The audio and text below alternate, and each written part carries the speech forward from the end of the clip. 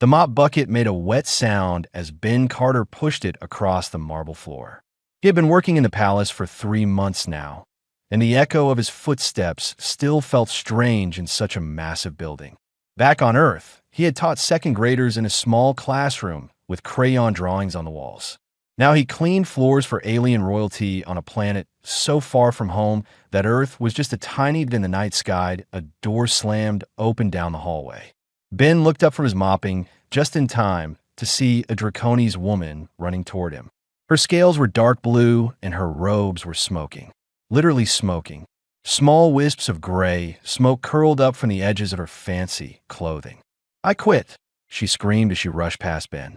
"Those children are demons. Absolute demons." Ben watched her disappear around the corner. He counted in his head. That made 47. 47 nannies in 1 year. The palace staff talked about it constantly in the break rooms. The Queen's twins had broken every record for impossible behavior. Some of the older workers whispered that the children were cursed.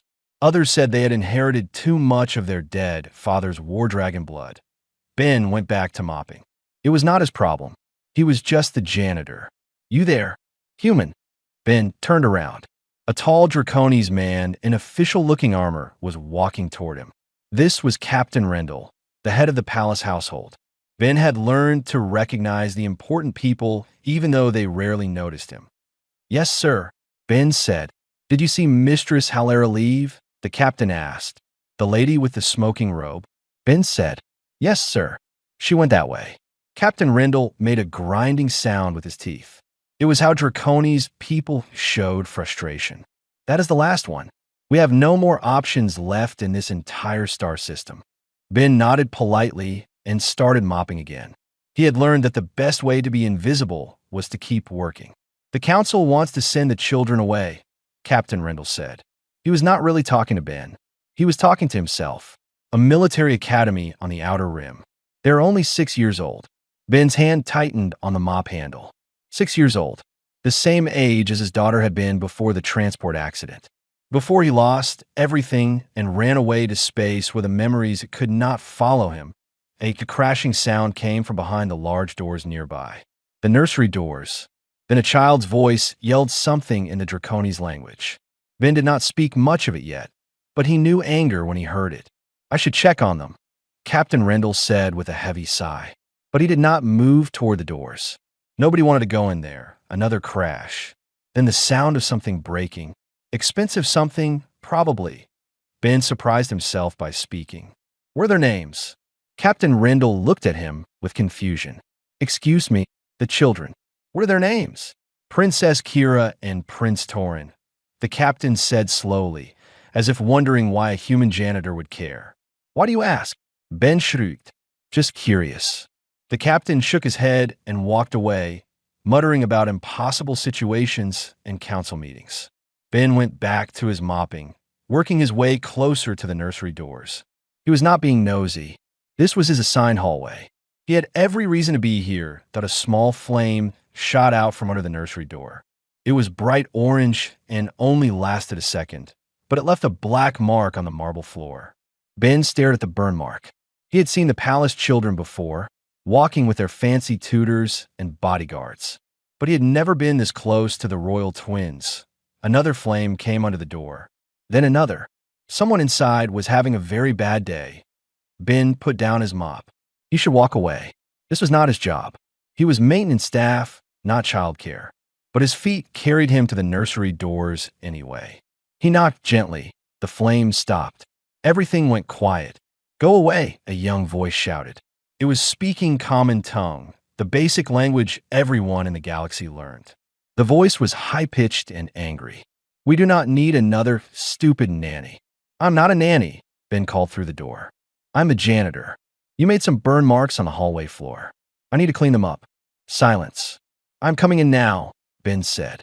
He opened the door slowly, giving them time to throw something at him if they wanted to. The nursery looked like a war zone. Toys were scattered everywhere. Books were torn. Furniture was knocked over. In the middle of the chaos sat 2 small Draconese children. Their scales were deep red with gold edges, the royal colors. They looked exactly alike, except one had slightly longer horns.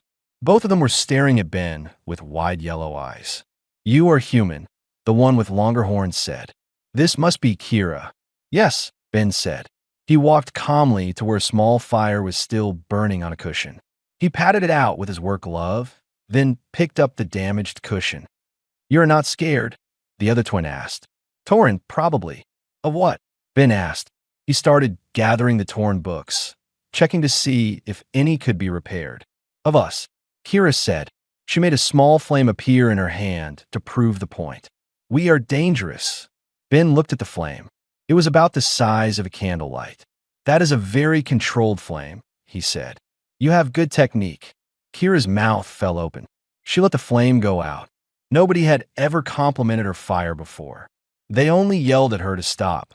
Ben continued cleaning up the room, working around the children. They watched him with confused expressions. He did not lecture them. He did not ask what happened. He just cleaned. "Why are you not yelling at us?" Torn asked quietly. Ben paused. He looked at the little boy who was trying so hard to seem tough, but had tears in his eyes.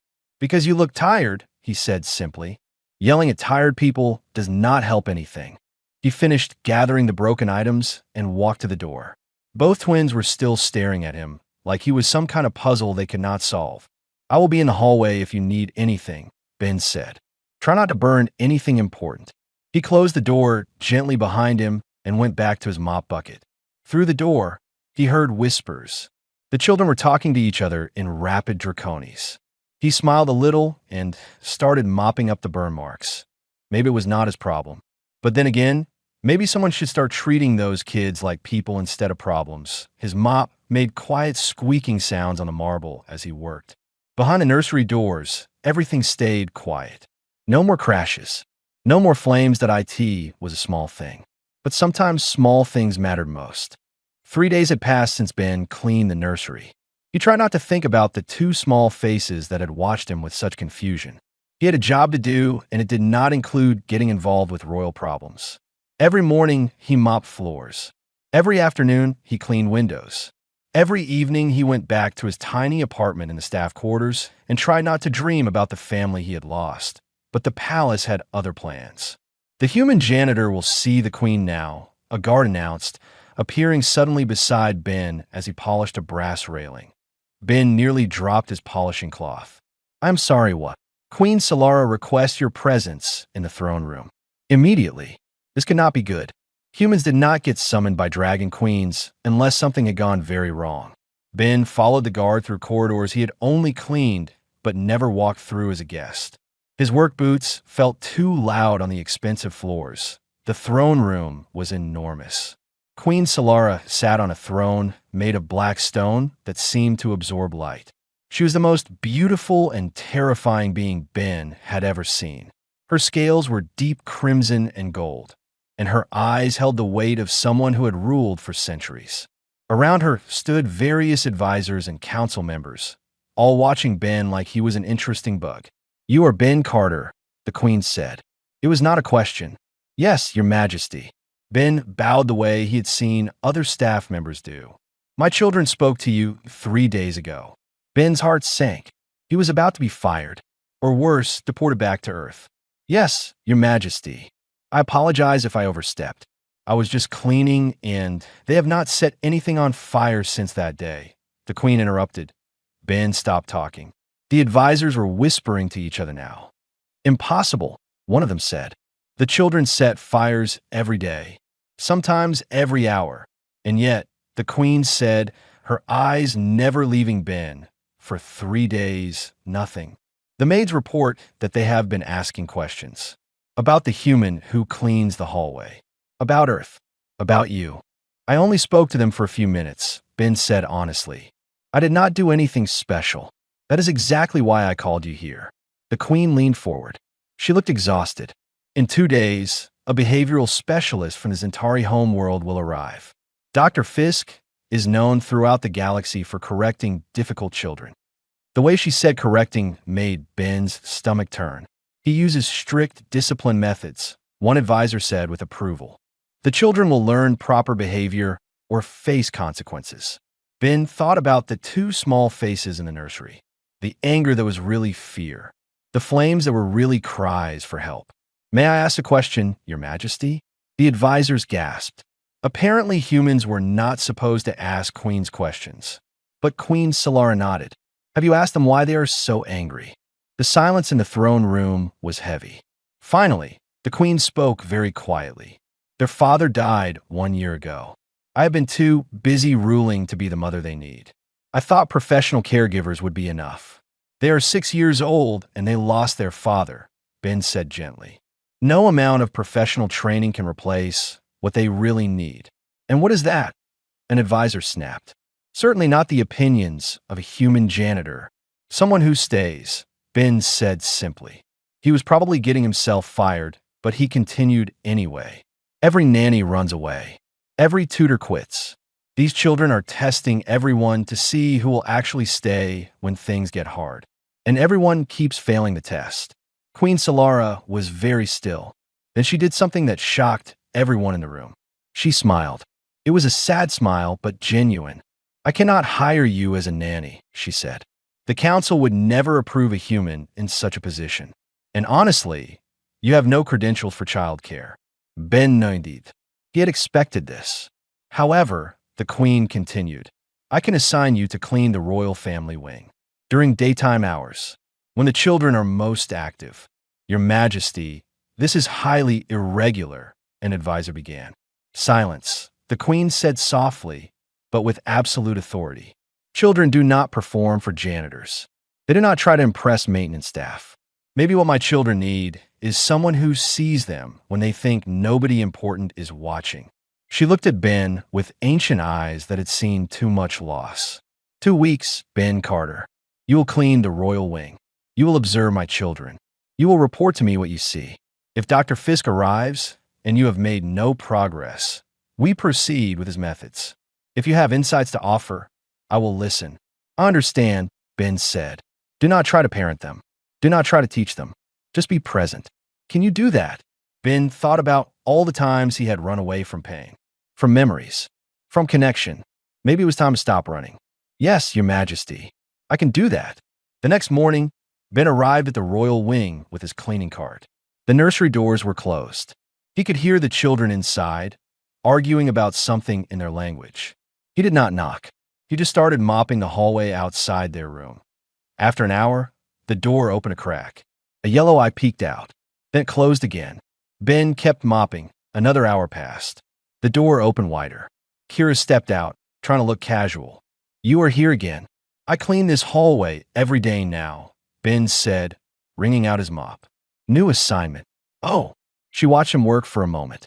"You have burns on your hand." Ben looked at the small scars from where he had patted out her fire 3 days ago. "Yes." "Do they hurt?" "A little. But I have had worse." Torin appeared in the doorway now too. "You did not tell anyone we burned you." "Why would I?" Ben asked. "It was an accident." The twins looked at each other with an entire conversation happening in silence. Finally, Kira spoke. "Our last nanny told everyone we were monsters. She showed her burns to the whole palace staff." Ben put down his mop and looked at both children seriously. "You're not monsters. You're sad kids who miss your father. There is a difference." Kira's eyes filled with tears. She turned and ran back into the nursery. Torin stood there a moment longer, his small hands clenched into fists. "Everyone thinks we are bad," he whispered. "Everyone is wrong," Ben said gently. Torin ran back inside too. The door did not close all the way this time. Through the gap, Ben could see Kira crying on her bed and Torin sitting beside her, patting her shoulder the way children do when they do not know how else to help. Ben went back to mopping. He did not go inside. He did not offer advice. He just stayed in the hallway, close enough to be available, but far enough to give them space. When his shift ended, the nursery door was still open a crack. It felt like progress. By the end of the first week, the twins had become Ben's shadows. Not in an obvious way. They would wander out of the nursery and just happen to be in the same hallway where he was working. They would sit on the stairs and pretend to read books while watching him polish the railings. They never spoke much, but they were always there. Ben treated them the same way he treated the furniture. Present, but not intrusive. He would nod hello and go back to work. Sometimes he would ask simple questions like whether a window looked clean enough or if they thought the left corridor or the right corridor needed mopping first. They started answering him. On the 8th day, something changed. Ben was dusting the library shelves when he heard a small voice behind him. "What are you doing?" He turned to find Torin standing there with a book in his hands. The title was in Draconi's script, but the pictures showed space battles. "I am dusting. Books get dusty if nobody cleans the shelves." "That seems boring," Torin said. "Sometimes boring work is peaceful," Ben replied. He continued dusting, moving down the shelf. "What are you reading?" Torin held up the book. "It is about my father. He was a great warrior. He led the dragon fleets against the Corvette invasion." Ben looked at the picture Torin was showing him. A massive Draconis in battle armor, breathing fire at enemy ships. "He looks very brave. Everyone says I should be like him." Torin's voice was so quiet Ben almost missed it. "But I do not want to fight. I do not like fighting." Ben stopped dusting. He sat down on the floor, cross-legged, so he was at eye level with the small dragon child. "Did your father like fighting?" Torin thought about this. "I do not know. I was too small to ask him. You know what I think?" Ben said carefully. "I think brave people fight when they have to, not because they want to. Your father probably fought to protect people he loved. That is different from enjoying violence." Really. On Earth, we had many warriors. The best ones were the people who understood how terrible fighting was. They were strong because they were gentle first and fierce only when needed." Torin sat down across from Ben, the book forgotten in his lap. "Is that why you do not run away when Kira makes fire? Because you are gentle first?" "I do not run because I know Kira is not trying to hurt me. She's trying to see if I will leave like everyone else." "She is scared," Torin said simply. "She gets angry when she is scared. I get quiet when I am scared." Ben nodded. This child understood more than most adults gave him credit for. "What are you scared of, Torin?" The little prince looked at his hands. His claws extended and retracted nervously. "I'm scared I will be bad at being a dragon. I am scared the war dragon blood in me will make me hurt people. I am scared I will disappoint Mother." Before Ben could respond, a ball of fire shot past them and hit the far wall. Both of them turned to see Kira standing in the library doorway. Her scales were bright with emotion and small flames flickered around her shoulders. "You are talking about me," she shouted at Torin. "You always do this. You make friends and leave me out." Ben stood up slowly, keeping his movements calm. "Kira, I do not care." She created another flame in her hand. "Everyone likes Torin better. He is quiet and good. I am a bad one. The angry one." "That is not true," Torin said, standing up too. "I was just telling Ben that you get angry when you are scared. I get quiet when I'm scared. We are the same, just different." "We are not the same." Kira's voice cracked. The flame in her hand grew larger. "You do not understand. When I hold the fire in, it hurts. It burns inside me. But when I let it out, everyone gets scared." Ben's heart broke a little. He took a step closer to her, even though the fire in her hand was getting bigger. "Does it really hurt when you hold it in?" Kira stared at him. Nobody had ever asked her that before. "Yes," she whispered. "It feels like swallowing hot rocks." "Then stop holding it in," Ben said gently. Everyone in the palace had been teaching her to suppress her fire, to control it, to hide it away. And here was this human telling her to let it go. Kira's confusion showed on her face. "Not at people," Ben clarified, "and not at things that matter. But you need a safe place to let your fire out. Holding pain inside always makes it worse." "Where?" Kira asked. The flame in her hand was flickering now, responding to her uncertainty. Ben looked around the library. This was not the right place. Then he remembered something from the palace maps. "Does this palace have a training arena? A place where dragon guards practice?" "Yes," Torin said, "but we are not allowed. We are too young.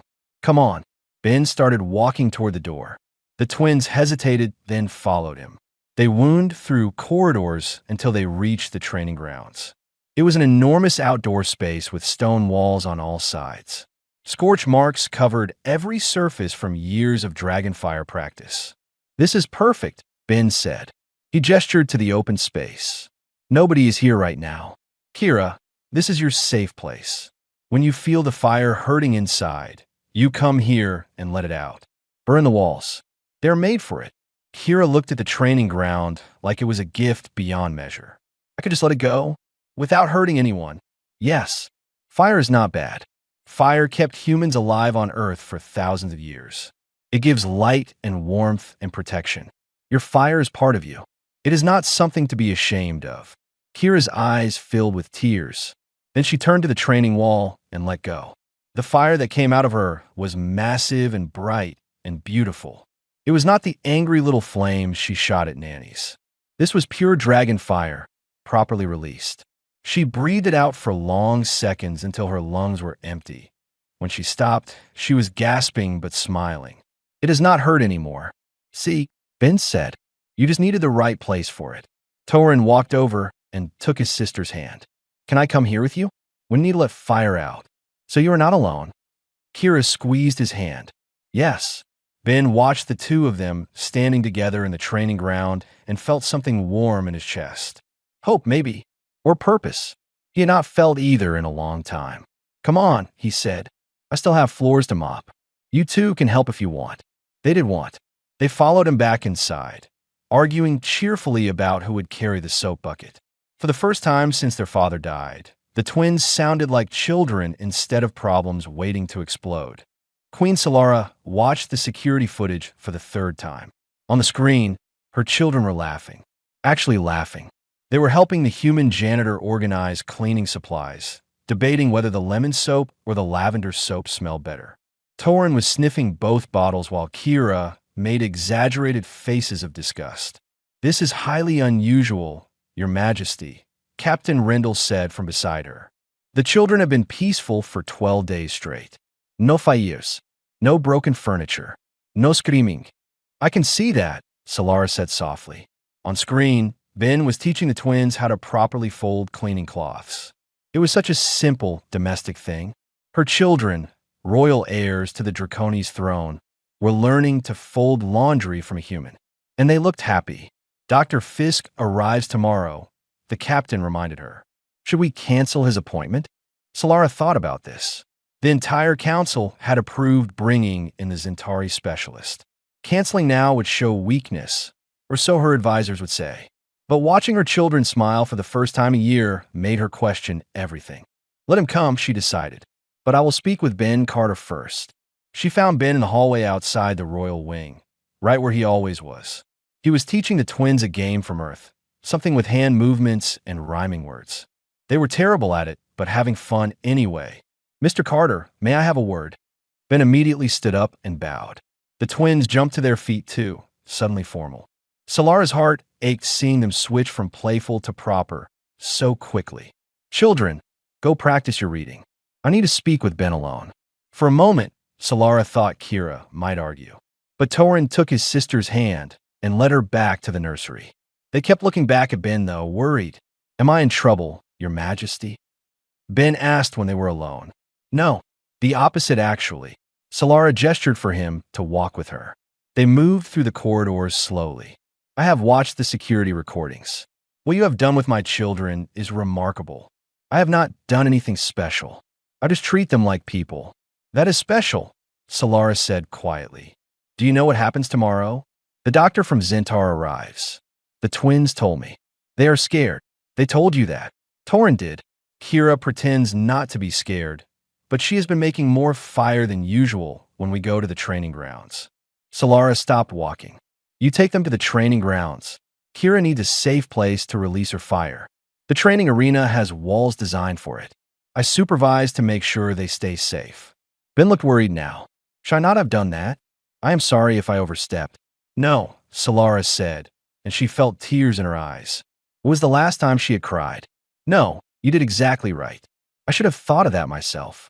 I have been so focused on making them control their fire that I never considered they needed to release it. They walked in silence for a moment. Finally, Solara spoke again. I want to offer you a formal position. Not as a janitor, as a royal tutor. Ben stopped walking. Your Majesty, I'm not qualified. I taught small children on Earth, but I have no credentials with Draconis culture. The council would never approve. The council can complain all they want, Solara said with a flash of her old fire. I am the queen. My children have had every qualified expert in the galaxy, and all of them failed. You succeeded by simply caring. I cannot replace their father, Ben said gently. I'm not asking you to. I'm asking you to be yourself. To keep doing what you have been doing, but officially, with proper pay and authority. She looked at him seriously. I am asking you to help me save my children from becoming the hard, angry adults that our society expects them to be. Ben was quiet for a long time. Why me? Really? Because you see them. Not the royal title. Not the dragon heritage. Not the expectations. You see two scared children who miss their father. Solara's voice cracked. I've been so busy being the queen that I forgot to be their mother. But you remind me every day what matters most. If I accept, the other noble families will be angry. Humans are barely respected in this part of the galaxy. Let them be angry. My children smile now. That is worth any political consequence. Ben looked back toward the nursery where the twins were probably pretending to read while actually listening at the door. Okay, he said. I will do it. But I have conditions. No one gave Queen's conditions. Solara found herself amused rather than offended. Go on.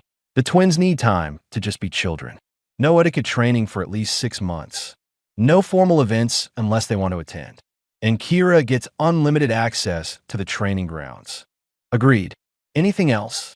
They need time with you. Real time, not just formal dinners. Maybe you could take them to the training ground sometimes?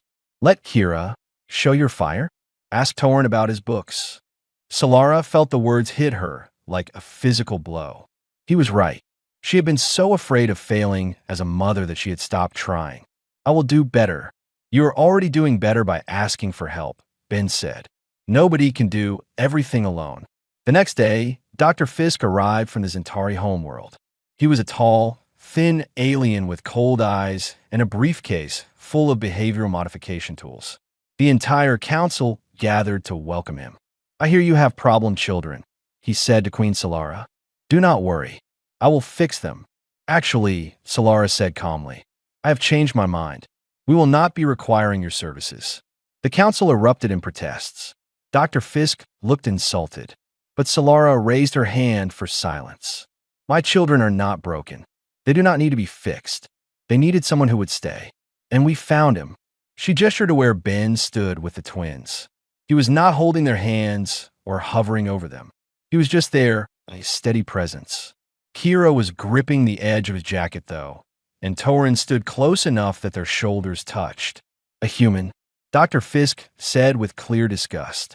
You are trusting Royal Draconi's children to a human. I am trusting my children to someone who loves them, Solara corrected. Species is irrelevant. The council meeting that followed was loud and angry. Several noble families formally complained, but Solara did not budge. She watched through the window as Ben took the twins to the training grounds. Kira breathed fire at the walls while Torin cheered, and Ben made sure they stayed safe. That evening, Solara joined them. It was awkward at first. She had not spent casual time with her children in over a year. But Ben quietly excused himself to check on something, giving them space. Kira showed her mother the new fire technique she had been practicing. Torin read aloud from his favorite book. They did not talk about their father. Not yet. That wound was still too fresh. But they were together, and they were trying, and that was enough for now. Later, when the children were asleep, Solara found Ben in the hallway. Thank you, she said simply. For what? For reminding me what matters. For staying when everyone else left. For seeing my children as people worth saving. Ben smiled. They were always worth saving, Your Majesty. Someone just needed to convince them of that. Solara went to bed that night and slept peacefully for the first time since her husband died. Down the hall, 2 small dragon children slept without nightmares, knowing that someone would be there in the morning. Someone who would stay. The Festival of Flames happened once every year. It was the most important celebration in Draconi's culture, where young dragons demonstrated their fire control to the whole planet. For royal children, it was not optional. Kira and Torin had to perform in front of thousands of citizens and visiting dignitaries from across the galaxy. Ben could see the fear in their eyes during breakfast 3 days before the festival. Kira pushed her food around her plate without eating. Torin kept looking at his hands like they might betray him. "We're going to fail," Kira said quietly. "Everyone will see that we are not good enough." "You have been practicing for weeks," Ben reminded her. "You have excellent control now." "In the training ground with just you and Torin watching," she said. "Not in front of the whole planet." She had a point. Public performance was different from private practice. Ben thought about his teaching days on Earth, how some students froze during presentations even though they knew the material perfectly. "What if we practice in front of people?" he suggested. "Small groups first, then bigger audiences." Over the next 3 days, they did exactly that. First, Ben invited Captain Rendell to watch, then a few maids, then some of the palace guards. Each time, the crowd got bigger. Each time, the twins got a little more comfortable. By the day of the festival, they were still nervous but not terrified. Ben walked with them to the preparation area behind the main stage. The sounds of the massive crowd filtered through the walls. Thousands of voices, all waiting to see the royal twins who had been hidden away for so long. "I am scared," Torin admitted, holding Ben's hand tightly. "Being scared is okay. It means you care about doing well," Ben said. He knelt down to their level. "Remember, you're not performing to prove anything to anyone. You are just showing people what you have learned. And no matter what happens, I will be proud of you." Kira hugged him suddenly, her small arms wrapping around his neck. "You will be right there watching, right? Where we can see you. Front row. I will not take my eyes off you for a second." A palace official came to escort them to the stage. Ben gave them both one last encouraging nod and went to find a seat. Queen Solara was already there, sitting on an elaborate throne. She looked almost as nervous as her children. She gave Ben a small smile when he sat down near the front. The ceremony began with traditional dragon music, all drums and horns. Then the announcer called for the royal twins. The crowd went silent. Everyone knew the stories about the difficult children who had driven away so many caregivers. Everyone was curious to see if the rumors were true. Kira and Torin walked onto the stage together, holding hands. They looked so small under the bright lights, but they stood straight and proud, the way their mother had taught them. They began their demonstration. Kira created a series of fire rings that floated in the air. Torin wove his flames through the rings in a complex pattern. It was beautiful, perfectly synchronized. The crowd began to murmur with approval. Ben felt pride swelling in his chest. They were doing it. They were amazing. Then everything went wrong. A flash of movement from the side of the stage caught Ben's eye. A figure in palace guard armor was moving too fast, too purposefully. Ben instant crime de danger. He saw the weapon in the figure's hand, saw it aimed toward the stage. Toward him, Ben did not think.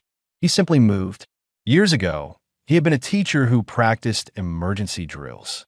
Some part of that training kicked in now. He saw the weapon discharge, saw the bolt of plasma energy coming toward where he Saturday, but Kira and Torin were closer. If he dodged, the plasma would pass him and hit the stage. Hit them. Ben threw himself sideways, directly into the path of the bolt. He felt it hit his shoulder with burning agony. The impact spun him around, and he crashed into the seats. His vision went white with pain. Screaming erupted around him. Palace guards were swarming the assassin. Queen Solara was shouting orders. But Ben's eyes were locked on the stage, where two small children stood frozen in horror. "Ben!" Kira screamed. Her fear transformed into rage. Fire exploded from her in a massive wave, instinctive and protective. The flames formed a wall between her brother and the chaos in the audience. Torin grabbed his sister's hand. Instead of panicking, they moved together like they had practiced. Torin's cooler blue flames mixed with Kira's red fire, creating a shield around the stage. It was not part of their demonstration. It was pure defensive instinct. The guards tackled the assassin, but the creature was strong. It was a Krovan, a shapeshifter species known for assassination. It fought with deadly efficiency, trying to get another shot at its target. Ben tried to stand up, but his legs would not work right. His shoulder was bleeding badly. Human blood looked wrong here, too red against the silver floor.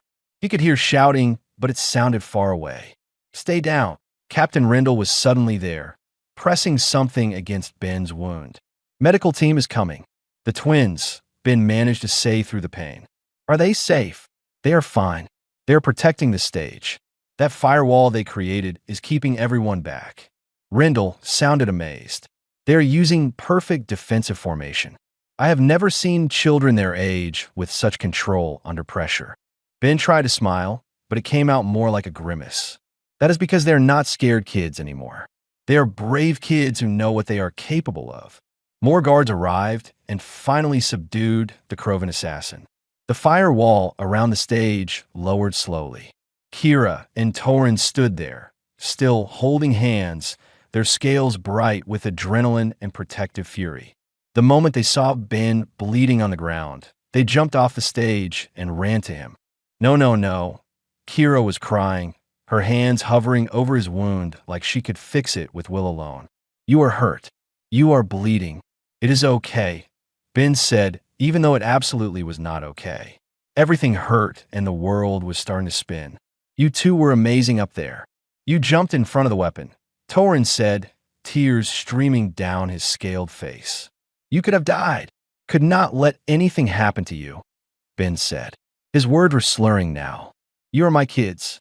He had not meant to say that out loud. But it was true. Somewhere in the past few months, these two dragon children had become his. Not by blood or species, but by choice and love. Queen Solara was there now too, pushing through the crowd. She knelt beside Ben, her own eyes wet with tears. Hold on. The medical team is almost here. Your Majesty, Ben said, forcing the words out. The twins. They were perfect. You should have seen them. So brave. I saw, she whispered. I saw everything. The medical team arrived with equipment and urgent voices. They were saying things about human physiology and blood loss and emergency transport. Ben felt them lifting him onto something. The twins were trying to follow, but someone was holding them back. We love you, Kira shouted over the noise. Please do not leave us. Ben wanted to tell them he loved them too, that they had saved him just as much as he had saved them, that they were the reason he had remembered how to care about living. But the words would not come and the world was going dark. The last thing he saw before unconsciousness took him was two small dragon children, standing together, their scales reflecting the festival lights. They were holding each other up, being brave, even though they were terrified that he had taught them well. Ben woke up 3 days later in a medical bay that smelled like antiseptic and something sweet he could not identify. His shoulder was wrapped in bandages and his whole body ached. For a moment, he thought he was back on Earth in the hospital where they had told him his family was gone. Then he heard soft breathing nearby and turned his head. Kira and Torin were asleep on the floor next to his bed.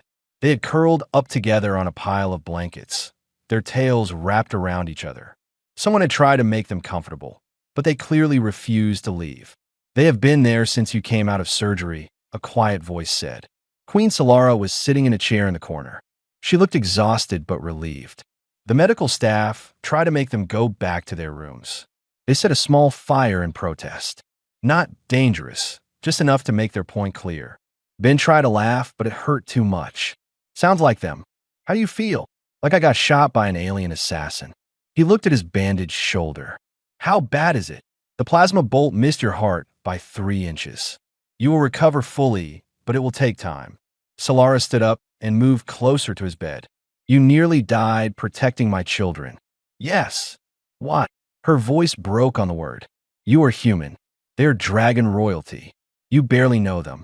Why would you sacrifice yourself? Ben looked at the 2 small shapes sleeping on the floor.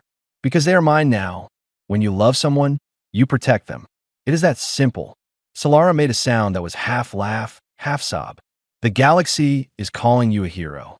Images of you jumping in front of that weapon have spread across every news network. A human protecting dragon royalty. Some are calling it the most significant act of interspecies loyalty in modern history. I was not thinking about politics. I just saw my kids in danger. I know. That is what makes it matter. Solara wiped her eyes.